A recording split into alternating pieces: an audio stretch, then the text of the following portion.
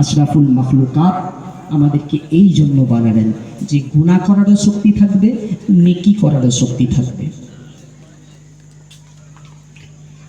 তো চলেন আমরা আরেকটু জানবো আল্লাহ পাক আমার হুজুরের মার্তাবাকে কত বুলন্দ করেছেন, আমার হুজুরের মার্তাবাকে কত বুলন্দ করেছেন।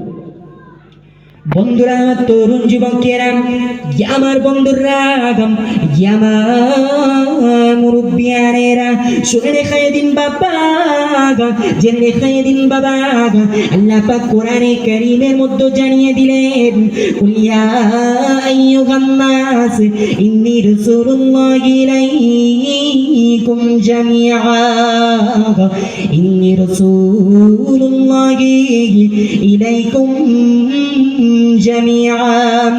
আমার বন্ধুরা, আমার যুবকেরা, আল্লাহ পাক জানিয়ে দিলেন, কোরআনে কারীমের মধ্যে জানিয়ে দিলেন, আমি আমার হাবিবকে কোন গোত্রের জন্য, কোন জাতির জন্য নবী করে পাঠাইনি গো।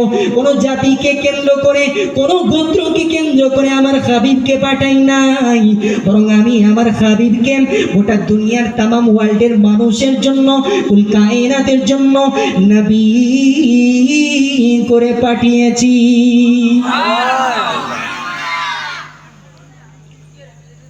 আল্লাহ পাক বলছে, কুল, হে নবী তুমি বলে দাও, ইয়া আইয়ুহান নাস, আইয়ুহাল্লাযীনা আমানু বলেন, এই মুমিন সম্প্রদায়ের মানুষেরা। নাস বলেছে সমস্ত লোকেদেরকে বলেছে, সকল জাতিদেরকে বলেছে, আইয়ুহান নাস ইন্নী রাসূলুল্লাহি ইলাইকুম